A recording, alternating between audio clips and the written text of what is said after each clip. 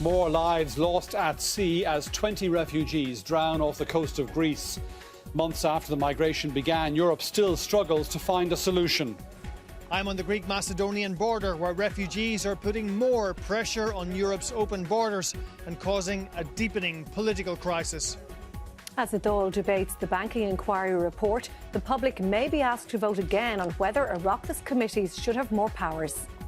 We might have a future referendum again on that matter. Return to sender, the cost of setting up the Aircode postal address system, 20 million over budget. These people, it's like they've won the lotto. Not one of them have gone through a competitive tendering process. And increasing concern about the rapid spread of the Zika virus. Last year, the virus was detected in the Americas, where it is now spreading explosively.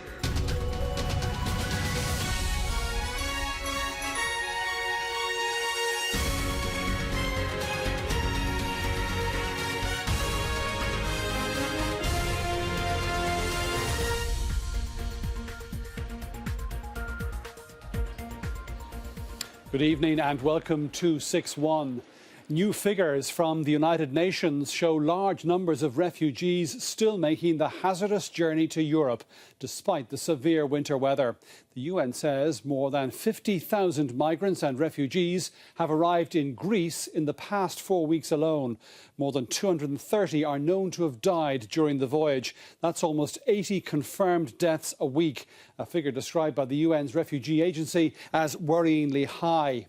Our Europe editor Tony Connolly has travelled to Idomeni on the Greek-Macedonian border, from where he sent this report, which begins in Macedonia. Here, papers are closely checked. Refugees are now subject to much stricter controls, further hurdles that slow their progress. This is the dead of winter, but still they come. Crossing into Macedonia from Greece is another tortuous step, but for some it's a joyful moment. I feel like I born in new. When I left Turkey, it's been 6 years when we was in Turkey. When I left it, I feel like a new life to me. But police are on the lookout for forged papers. Also, they're only now permitting people from Syria, Iraq and Afghanistan. That is clearly against the UN Convention on Refugees. This group has travelled all the way from Iran and so have been turned back to Greece and a legal limbo. Several hundred metres away is a transit camp. More waiting, more uncertainty, but they're one step closer to Western Europe. It goes from 1,000 to 2,000, 3,000 per day.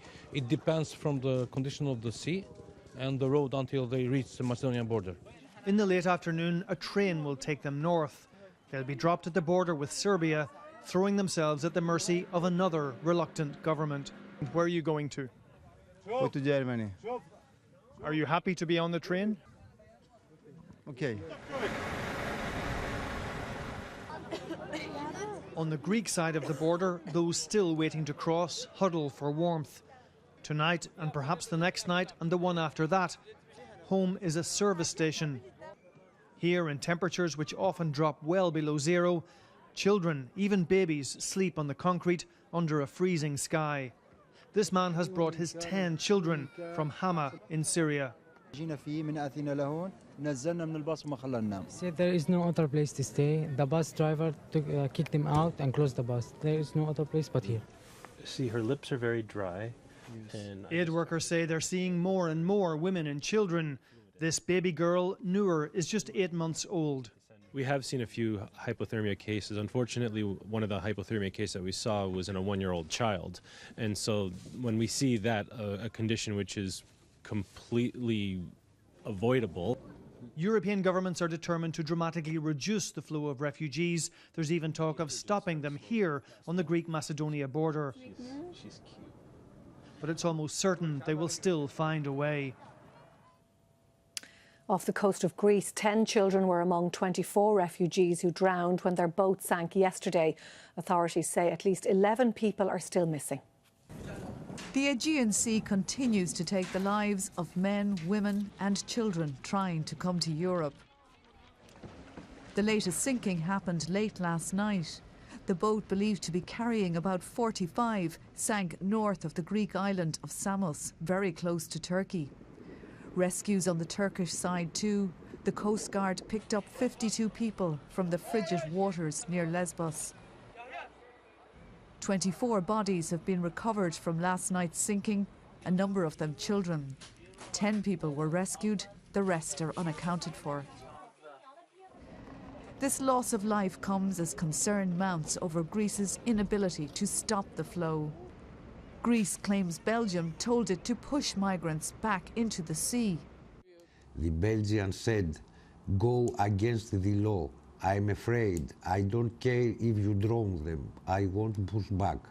And probably no one in the Conference of Ministers accepted.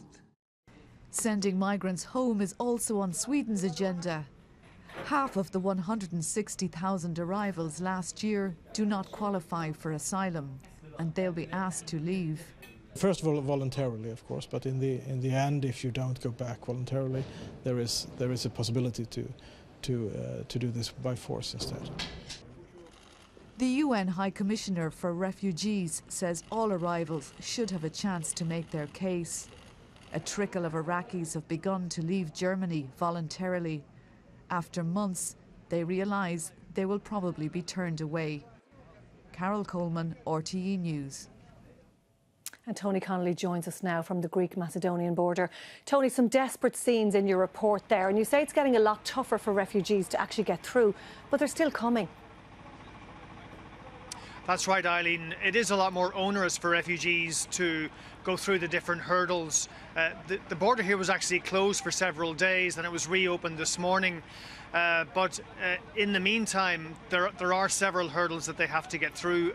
A recent hurdle is that they have to have stamped on the registration papers, which they get once they cross into Greece, perhaps into some of the islands. They have to have those registration papers stamped with their destination, and they're only accepting either Austria or Germany, and that's clearly some kind of tacit arrangement with the countries to the north of here, Serbia, Croatia, Slovenia, that the refugees will simply be transiting through. But that means it is much more difficult for refugees to get passage, and what's been happening is that they've been perhaps getting through the first couple of hurdles on the Greek side, but then being turned away by the Macedonians, as we saw in the report this morning, a group of people from Iran. And they are then being sent back to Athens on a bus, and some of them are making the journey again. They might perhaps buy forged registration papers. The other, I suppose, outflow of that reality is that there are much more smugglers now trying to capitalise on the uncertainty, and that's clearly a worrying situation. Now, we're hearing figures of 50,000 people in the last 4 weeks alone. That's likely to get worse as the weather improves. Is there any kind of EU strategy in sight to deal with this? Well, I think the prevailing sense in Europe at the moment is verging on panic, especially since so many governments are under tremendous domestic political pressure. Of course, the main one is Germany. Angela Merkel is becoming increasingly isolated because she still won't put a cap on refugees. And that means that they are trying various situations and scenarios. The latest one from the Dutch Interior Ministry, Holland, of course, has the presidency of the European Union at the moment. They have put forward a proposal whereby refugees landing on those Greek islands would be put on a ferry and put right back to Turkey. But in return, there would be perhaps 250,000 refugees in Turkey resettled voluntarily in the European Union. Another idea, of course, is to have this border where I'm standing as the new de facto border of Europe, whereby you would restrict the border here and effectively suspend Greece from the Schengen area. The Greek response to that is that would turn Greece into what they call a cemetery of souls. So you can get a sense of how difficult and how divisive this issue is. OK, Tony Connolly, thank you. Still to come on tonight, 6-1. Taxing times. The European Commission proposes a clampdown on revenue avoidance schemes used by multinationals. And coming up in sport, Van Gaal hits back. In his latest go at the media, the Manchester United manager denies he ever offered to quit. And in Melbourne, defending champions Novak Djokovic and Serena Williams power their way into the finals of the Australian Open.